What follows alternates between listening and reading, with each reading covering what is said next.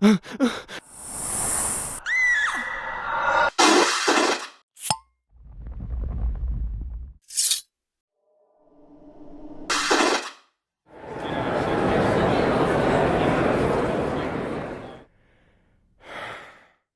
and welcome to the Supernatural Track here at Continual.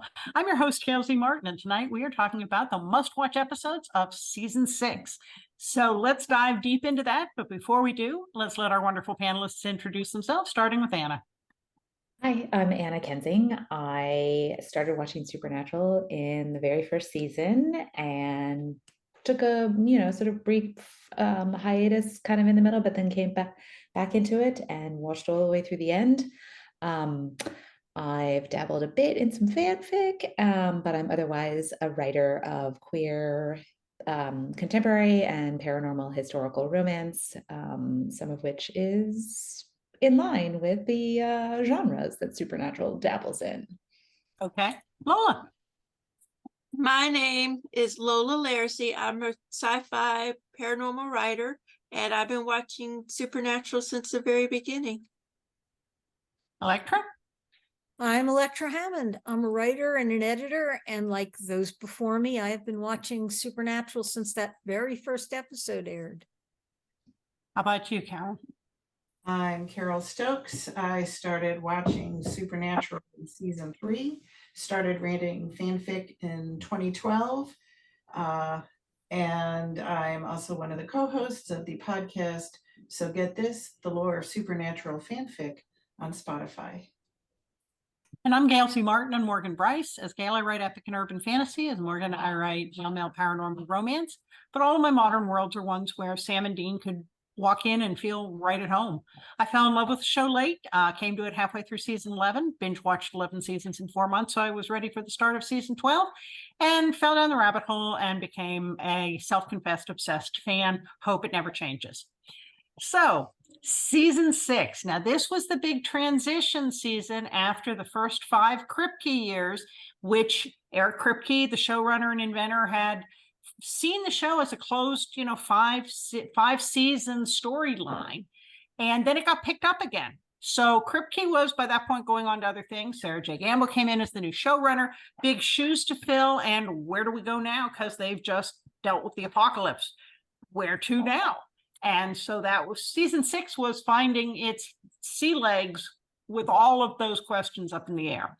So Anna, give us your first. We'll do like we've done on other episodes where name one and we'll keep going around. So Anna, give us your favorite.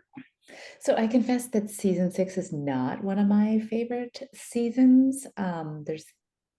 I agree with you. The show is sort of trying to find its sea legs, but the very first episode, Exile on Main Street, is just a hands down phenomenal episode. It's the best episode of the whole season, and it actually might be in my top 10 or 15 episodes of the whole show, in large part because it covers all of the contradictions that make up Dean Winchester in less than the first 10 minutes. It's got the classic rock songs. It's got Beautiful Loser by Bob Seger as its opening song, which coincidentally, Dean says is one of the greatest rock writers of all time. And it's got all of these scenes of Dean being domestic and being a hunter, sort of like cut in and interspersed. He's using salt to, like make breakfast, and he's using tools on his construction job, and he's doing all of his various jobs of taking care of his family, hunting, and doing sort of the blue collar manual labor that he does when he's not actually hunting, spliced between sort of the normal world and the supernatural world, because he's in this normal world after the events of season 5 when Sam told him to go find Lisa and have a normal apple pie life, and he is trying so hard to do that. I love his conversation with his new friend Sid in the bar about what he used to do before he settled down in suburbia, and he sticks very, very close to the truth, as excellent liars do. And he has this nightmare just before he wakes up And Lisa asks him if he's okay, and he says yes because he wants to be, and he's really trying to be, but he is so not okay. There's a shot of, you know, the bed, underneath the bed that they share when he gets in with her, and he wraps one arm around her and he gathers her into his chest, and then his other arm flops across the side of the bed, and you see that underneath the bed is some sort of, there's a rosary in holy water and some sort of protective amulet and the gun. And his hair, right? Like, he's changed his hair for this season. It's a little longer on the sides. It's combed neatly on the top instead of sort of, you know, like mussed up with whatever product he uses in it. He's not scruffy. And it's not like sticking up 6 ways from Sundays because maybe he hasn't showered in a few days and they're living out of a, you know, motel room in a duffel bag. And then there's the case, right? Which he can't help but see as a case, even if it isn't supposed to be a case. And we're supposed to think that it's his trauma that's making him think that everything is a case. Turns out it actually is a case. Lisa is fantastic. She's understanding. She's not trying to fix him. And then Sam comes back. And it's just heartbreaking that Dean immediately assumes that he must be dead if he sees Sam, and he must be in heaven because they're soulmates. And we get the very first glimpse that something is very, very wrong with Sam, because there's this vacant smile on his face when Dean hugs him after finding out that he is alive after jumping into the pit. And we find out that Sam has spent an entire year hunting without Dean. Obviously, he must be, I don't know, missing his soul or something. But it just sort of wraps up everything about Dean, really. This is a very Dean-centric episode, and I think that it is really, really, really well done. Okay. That starts us off great. Lola? One of my favorite episodes of all time. I love the oddball episodes, the meta episodes, the comedic episodes, and this is all of it in one. I could watch it over and over again, The French Mistake. It just tickles my little heart that, you know, they're in a universe where Genevieve is Genevieve Padalecki, but it's heightened because they're all like, you know, they're in their big mansion and they're like, oh, something's wrong with Misha. And, you know, and you hear people say, oh, at least they're talking, like Jensen Ackles and Jared Padalecki don't get along and they're divas, you know. And Misha is on Twitter all the time and like just thinking about his Twitter post, and you wonder how much of that is true. You know, he was on Twitter a lot, but I just love it because it gives them a chance to be themselves, but laughing at themselves at the same time. But then you also get to see Dean and Sam making fun of that kind of life. Like, why are they wearing makeup? They're trying to put makeup on me. Why are they putting makeup when we know they wear makeup every week because they're on a TV show? And it just tickles my little heart that, you know, we get to see into the lives of these actors, but it's not quite them. Yeah. Hola, mis amigos. And I think Jared kept that picture of him on the horse, didn't he? Doesn't he have that one? Apparently, There's the reel from Jensen's days on Days of Our Lives too. Yeah, I love that. Which is real, because you know, because he was in Days of Our Lives. And apparently he's a major character in Days of Our Lives. And apparently they didn't tell him that they had that footage until he got there. And so that shock is real. Is real, yeah. And embarrassment. The Warhol style paintings, they auctioned for charity. Right. But the big one behind his desk of him on the horse. Right. Yeah, that one I'm not sure. I've heard it said that he has it like hanging in his garage or something. Because they certainly did get to keep a lot of the props, but not the alpaca, apparently. Elektra? Yeah, unlike Anna, I really like a lot of things about this season, and there are some really good episodes. I'm going to go with one of my absolute favorites, Frontierland. It has all of the things I have come to love about Supernatural: time travel, the Old West, goofiness from not just Sam and Dean, but from Castiel too.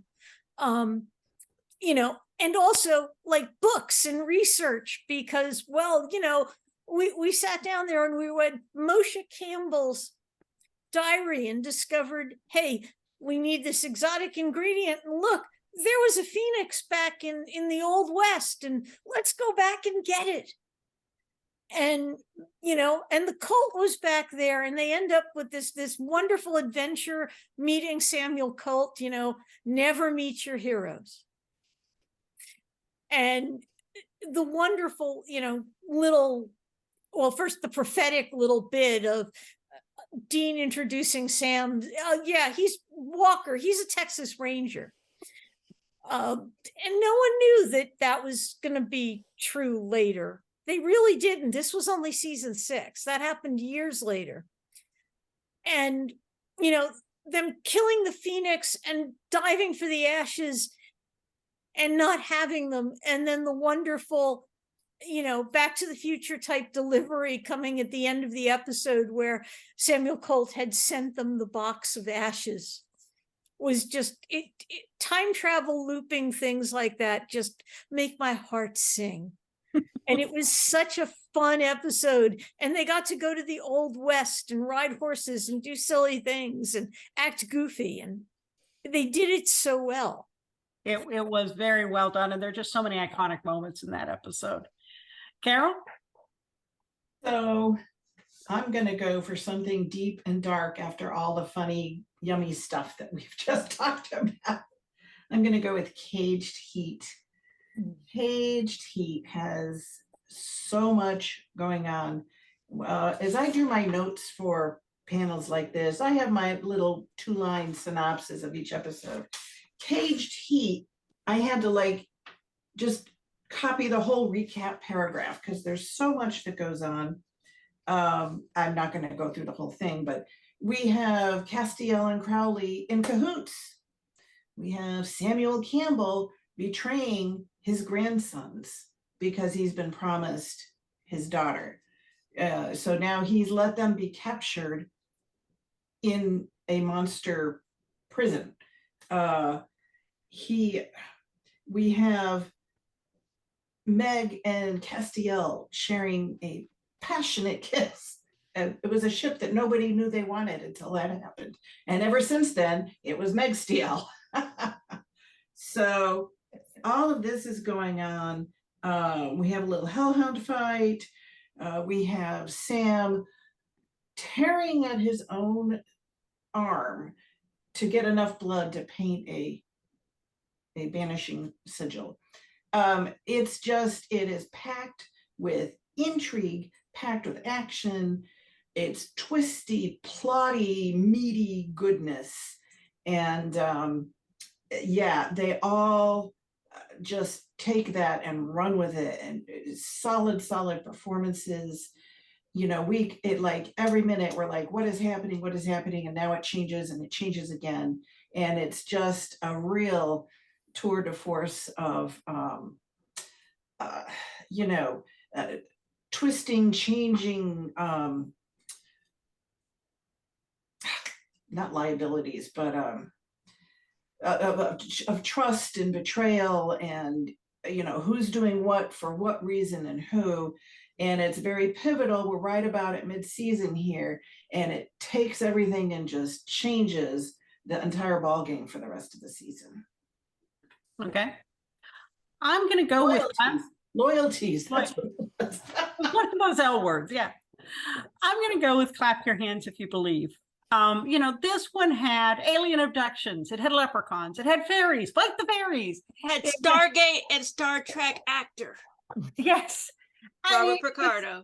It was just a lot of fun. And it's filtered through soulless Sam, who's like, don't get that whack doodle all over us. He's like the least empathic witness interviewer ever. And, Dean is starting to catch on that there is something really wrong with Sam. But they played parts of it for laughs, but they also played, once you got past that in true supernatural form, there was something poignant and something scary and something very wrong, that had to be fixed. And, as often with stories about the fairies and the fae, they're bad people to make a deal with. and it always costs more than you think it will. And so I just loved that one. There were a lot of fun things, especially, you know, the guy recounting his alien abduction experience was just perfect. And wasn't there something about counting? Like, didn't they have to count things or something? Grains of salt, maybe, Mhm. That just or cracked grains me of up. rice. Yeah. And thing. takes the Well, 'cause- shotgun shell full of salt and breaks it open, and the leprechaun has to count them all. It Mhm. just cracked me up. I was like, well, that's one way to defeat somebody. Okay. In some And- mythologies, vampires have to do that too. They never use it in Supernatural where you could just throw a handful of rice and all the vampires are stuck counting it. But in some mythologies, yes. It is And very let us not- traditional. Yeah, It's not like they made this up. This is Mm-mm. part of the lore. it is. We can't let that episode pass without the mention of Sam making whoopee with the hippie chick. You know, and so Dean rags him later about like, well, while you were banging patchouli. Well, and I love he said, you know, my brother was abducted. Oh, you know, when you were children, no, half an hour ago, but I'm okay now. So let's hop into bed. Yeah, yeah. All right, back to you, Anna. Okay, I'm gonna jump straight to the end, to the second to last episode, to Let It Bleed. So this is Dean's absolute worst nightmare, where Crowley, and really it could have been anybody, kidnaps Lisa and Ben and to use them against Dean. And you know, they have already broken up earlier in the season so that Lisa doesn't have to deal with all of the baggage that comes along with being, you know, partnered with a hunter. But he is still trying to, and he's agreed to give them up in order to keep them safe, and they're not safe because Crowley takes them in order to get the Winchesters to stand down from fighting against his nefarious plot with Castiel. But I really like this episode for all of its Lovecraft, H.P. Lovecraft references. So, you know, they kind of like take H.P. Lovecraft and use him and as a plot point. So, you know, put together this scenario wherein he had a dinner party on March 10th, 1937, and he and his guests attempted to open a door to another dimension, and it turns out that the other dimension that they were trying to open the door to was purgatory, which is what Castiel and Crowley have been trying to do for most of the season. So there's all this. So the show opens with Lovecraft himself. We're, you know, back in time, back in 1937. And Lovecraft, this is after the dinner party, but he is getting punished for having made the effort. And it turns out they all thought that at the time that the dinner party happened, they all thought that they had failed to bring anything through from this other dimension. But it turns out that they did actually bring something through, and it possessed the maid of the house, who had a little boy who then spent the rest of his life in a mental institution because of all of the horrors that he had seen on the other side of this place. So, and then we find out that the thing that came through is the professor in the Virgin Dragon episode, and it turns out that Bobby has had an affair with her and she hadn't told him who she was. And she's like, of course I didn't tell you you're a man and we weren't together that long, dude. So there's a bunch of callbacks. There's callbacks to other, you know, horror shows, other horror authors. There's callbacks to previous episodes in the season. And Eleanor Visiak has been trying to keep this door to purgatory closed for 75 years. And she is the only person who knows how to open the door, and Crowley and Castiel need that information. So it's awful what happens with Dean and Lisa and Ben, although there's a bit of a light moment where Lisa and Ben are downstairs in some, you know, basement where the demons have them. And at the top of the stairs, the one, there's like sounds of fighting. One of the demons goes upstairs, goes through the door, more fighting. He doesn't come back. Second demon goes upstairs, goes through the door, still more fighting.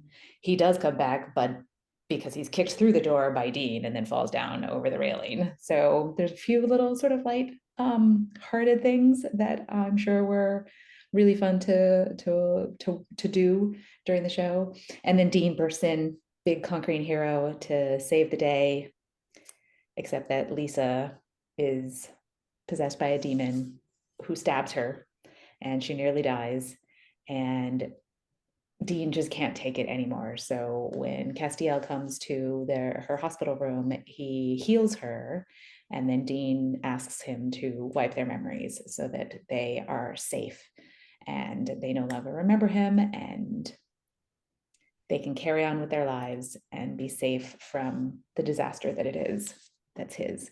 He doesn't ask Cass to erase his memory of them, and he demands that Sam never speak their names to him again. Okay. Elektra? Oh yeah, that's a really good one. Mhm. How about My Heart Will Go On?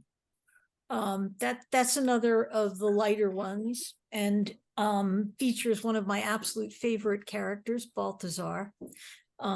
He is one of the light points of this season, or one of the good things about this season. And this shows us an alternate Bobby, well, a whole alternate world, but an alternate Bobby who's happy because he's married to Ellen. And that's so much fun to see. And an alternate Sam and Dean who are driving happily around in their Mustang, going off to investigate a case that Joe is apparently off screen also investigating. And there are people dying in clusters, and they finally trace them all back to their families all came across on this same boat. And when they research it, there is Balthazar, the guy who saved that damn boat from hitting an iceberg. And when they come and confront him about it, his answer is, well, I never liked that song.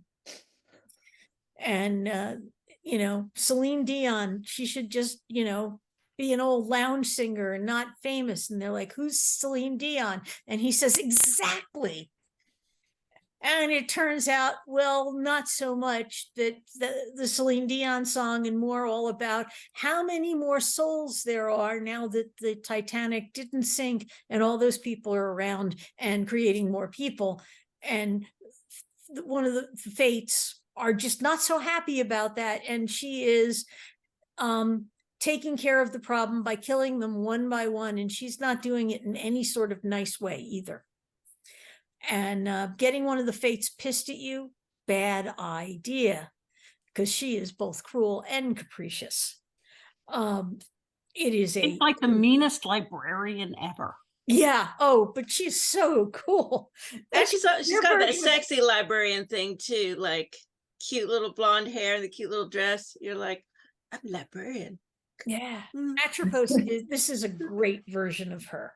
Mhm. And it is such a fun episode.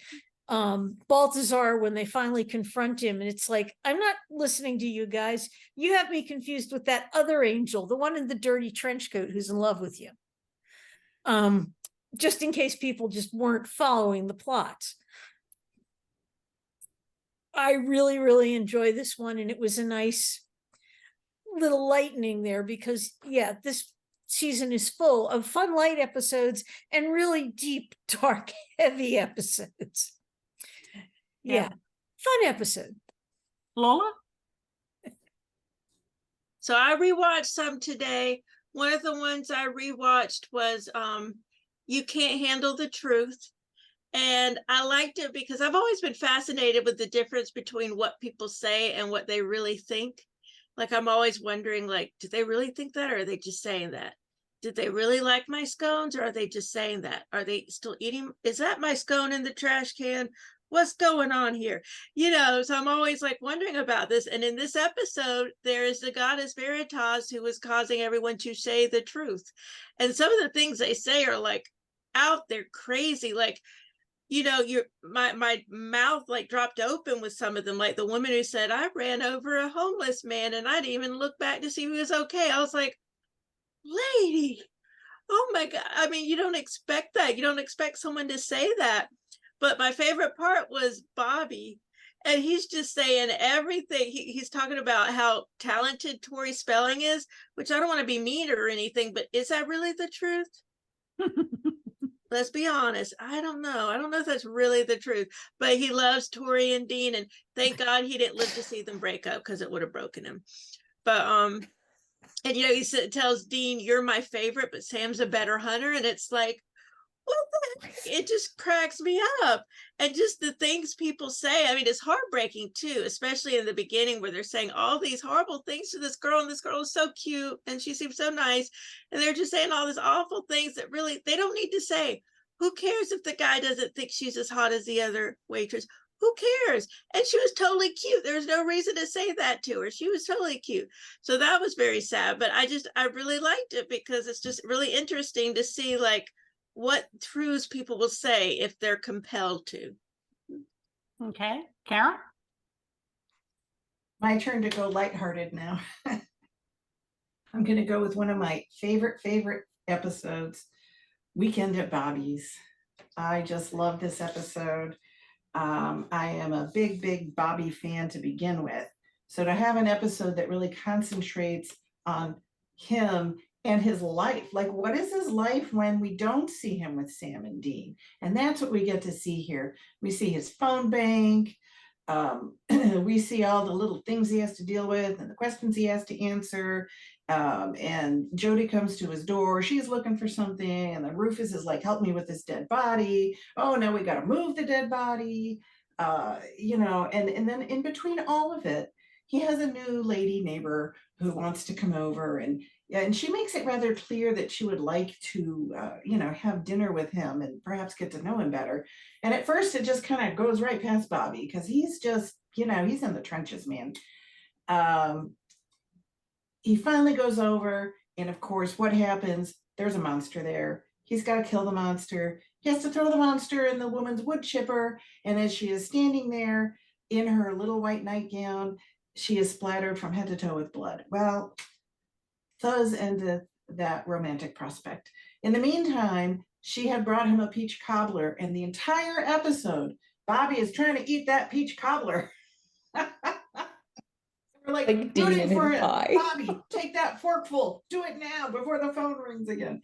It's just really well. Jim Beaver is such a delight. He is just, man, he inhabits Bobby so perfectly.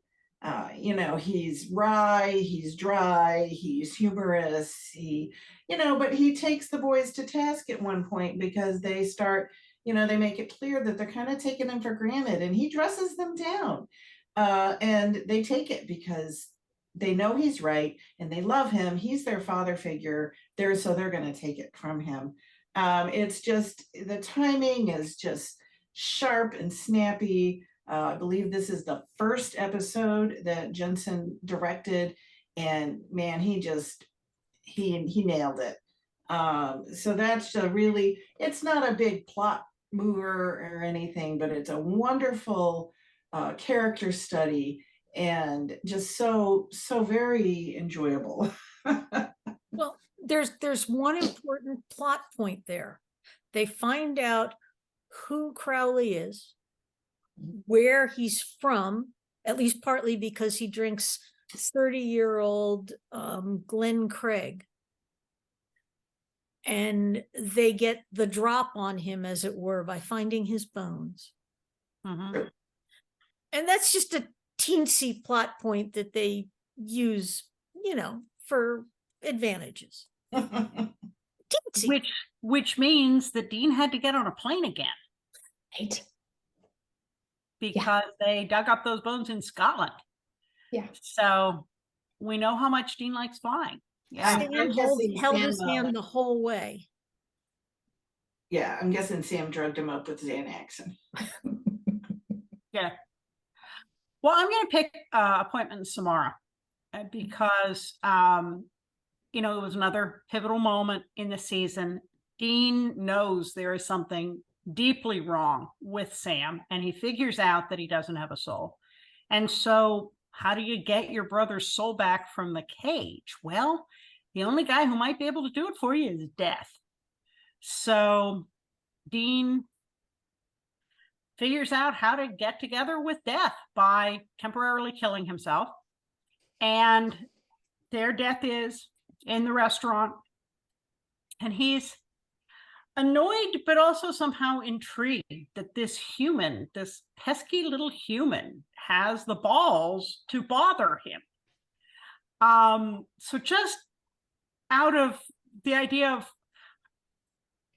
moronic heroism, he's willing to hear Dean out because this doesn't happen to him every day. And of course, Dean asks for Sam's soul back from the cage. And Death says, well, make a deal. You be me for a day and see how it works, and then I'll get his soul. Dean says, can you get Adam's soul too? And he says, no, this is only a one-person deal. Who do you want? Well, we know how that's going to go. Sam. So Dean has to be basically the Grim Reaper for a day. And for a guy who has plenty of notches on his gun, put a lot of people 6 feet under, having to actually claim the souls is a whole different view for him, because he shoots bad guys, he shoots monsters. He doesn't deal with sick little kids and people who don't deserve to die. And that's who he has to reap. And at one point he just can't do it. And he believes he has completely failed Sam.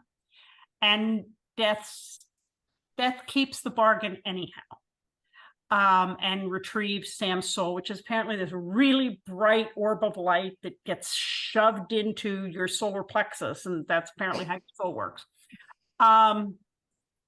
Sam hadn't been real keen on getting it back, but here he is. And so now we've got Sam back with the soul, which is really terrific. But Dean has gotten a viewpoint that he didn't have before on the whole nature of life and death. And of course, the title comes from a famous story about a man who was told that he would die. And so he changed his itinerary to go to another place. And that's where Death said Death already had an appointment with him there. And the idea being that you can't change your destiny, although the Winchesters sure do try. So back to you, Anna. Okay, I am gonna go with Unforgiven mostly because of the monster, and also because of Sam's pain of death. So the monster in this episode is an arachne, a giant lady spider monster who kidnaps and poisons men in their 30s, and I'm so here for it. Except that, and so we're back in the past when soulless Sam, or Sam was soulless, and this was a hunt that he and I guess Samuel and crew were on. And so soulless Sam kills the monster, shoots the guys, leaves their bodies, and then beats the deputy sheriff of the town bloody and skips town with Samuel. So now that he's gotten his soul back from death, it's some months later, and he gets a text that sends him back to the same town, where memories start seeping through the wall that Death put up to protect his consciousness from the horrible mutilation that his soul went through while it was in the pit with Lucifer. And he runs into all of these women who he apparently banged while he was soulless, because Sam was apparently a machine in bed while he was soulless. And Dean realizes that all of the women that Sam has had sex with while he was in this town have disappeared. And so it's just, I absolutely love all of the, throughout the whole show, these references to Sam's pain of disaster. So Dean's convinced that it's a trap for Sam. Turns out it is a trap for Sam, because the deputy sheriff that he beat nearly to death is now the actual sheriff, the new sheriff in town. And yeah, this is a trap for Sam. they kill the sheriff and all of the women who've been turned into Arachne and, solve the case. But Sam feels terrible about everything that he did while he was there, soulless, and what he had to do as a consequence for his actions when he was soulless, now that he has a soul. And then the wall breaks. And that is It's terrifying. It's the example of why the hunters never go back to the same town twice. Yes. Yes. We 'Cause don't you're go back because, recognized. we leave a mess behind us every now and again. Yeah. Elektra? Oh, this is one of my favorites. Live free or try hard. This is early on when we still have soulless Sam, and they go after the rumors of vampires, and they head to the vampire bar, and Sam finds an actual vampire to follow out of the bar, and Dean finds a guy wearing fake fangs, and glitter. And he looks at the guy and says, wait, is that glitter? And he's like, what are you doing? He's, I wear it to get chicks. Does it work? Yeah. And later they go investigate a girl who's missing, and she's got all of this stuff in her room. She's a total vampire groupie. And Dean actually points out the creepiness of watching her while she sleeps, and just how rapey the whole vampire subgenre has become. Thank you for that, Supernatural. That would be fang banger in parlance. Yeah. And then they continue to investigate, and Dean is grabbed by an actual scary vamp that might be a little bit more for him than he can handle.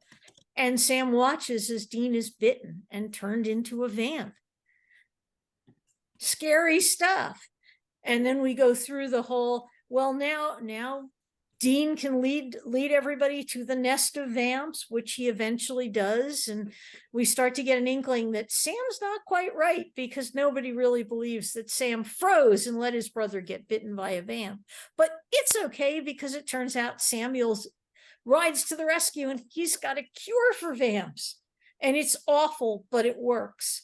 And here too is one of the nails in the coffin of the Dean and Lisa relationship, because while he's sort of vamped out, he goes to see them, and he has to run away because it's too tempting, and he doesn't want to hurt Ben. And it's just really, really awful to watch him go through that. And then he's himself, and Lisa wants nothing to do with him. So it's a cautionary tale. It has its lighter moments, but it's a really horrific episode. And we get our first look at the alpha vamp who turns up later. Okay. All good points. Yeah, all very good points. Lola?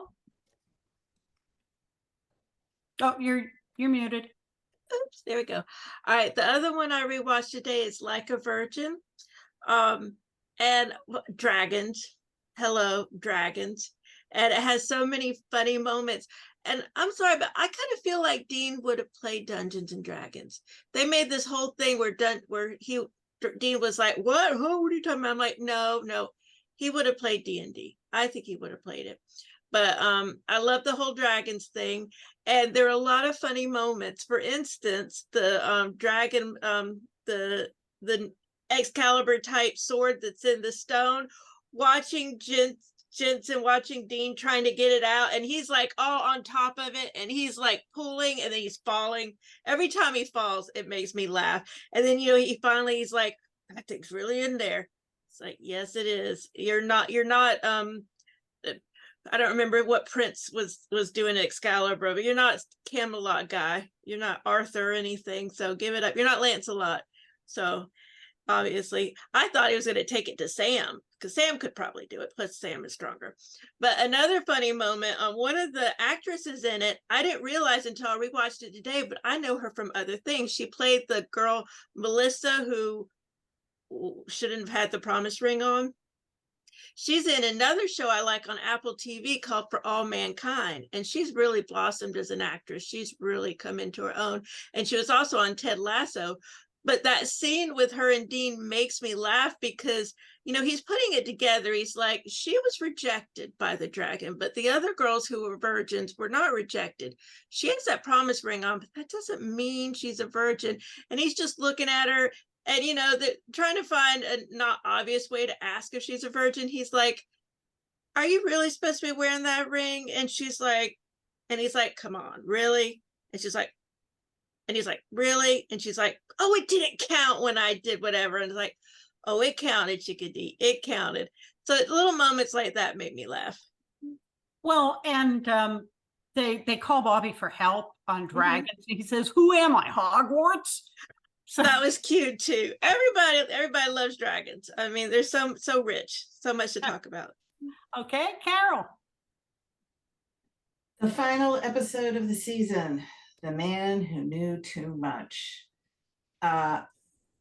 Sam's wall gets broken, and we see him trying to, first of all, figure out where is he, what's going on, and it turns out that he's actually trying to integrate, or at least face off, the different parts of his tortured soul. And in the meantime, not get killed because one of the parts doesn't want to be integrated. So we see him, getting hunted, getting tracked, outwitting the not cooperative part of himself.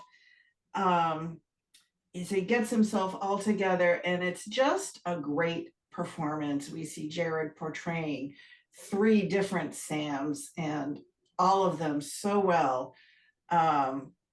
So that is just in large part a really terrific aspect of it. He manages to get himself together in time to get to where Dean is. Crowley has been trying to open the purgatory door. He can't do it because Castiel has switched blood out and he had the wrong blood. You just always got to make sure you have the right kind of blood. And instead, Castiel does it, and all of the souls in purgatory enter him. And he forces them to kneel because now he is the new god. It's a great ending for the season, this climactic moment where all of a sudden Castiel has become this entirely different being. What is going to happen? Everything is kind of fallen apart. But hey, Sam's back together, so that's good. He's got his soul and it's all, put back together. So a lot happens, very tense, very dramatic. And like I said, just a terrific, terrific performance from Jared portraying the 3 faces of Sam. Mm-hmm. Yeah, that was a terrific episode. And he does it. He could stay in his mind and be happy, even though it's not real, but he's not going to leave his brother. And so once again, we have the Winchester bond saves the world. So yeah. Well, folks, we have run out of time, even before we ran out of episodes. So let's go around and let everybody know where we can find you online. And if you have a new, recent, or upcoming book, tell us about it. Anna? You can find me on my website at annakensing.com, which will tell you everything about all of the stuff that I've got going on, and most social media sites, although I'm not super active on social media. But you can also join my newsletter from my website. Very good. Elektra? Elektra Hammond. Find me at untilmidnight.com, and I am Elektra at Wandering Shop on Mastodon. Very good. Lola? You can find me on lolalaracy.com, Facebook, and I'm also on Blue Sky. Still working on the same book I've been working on. I keep, I go through and I find another mistake I made, and it's just never going to end. But one day I will. One day. That's the way it works. I know. But perfection. Such thing. Carole? You can find me on Facebook in the TFWNC group and Continual. All of my fan fiction is on AO3 under Firesign 10. On Twitter, I'm true_Firesign 10. And as Ellis Colton, I am a male romance author with my debut novella available now on Amazon called Prescription for Love. And I'm pretty easy to find at morganbryce.com, gailzmartin.com. Spell them right, and you'll find me on all the major social media sites. I do run the Supernatural TFWNC group here on Facebook. I'm a columnist for the Winchester Family Business blog, but most of the time you can find me here on Continual. So thank you all so much for being wonderful, wonderful panelists. And thanks to all of you for watching and listening. There will be more Supernatural coming up soon on Continual. So we'll see you online.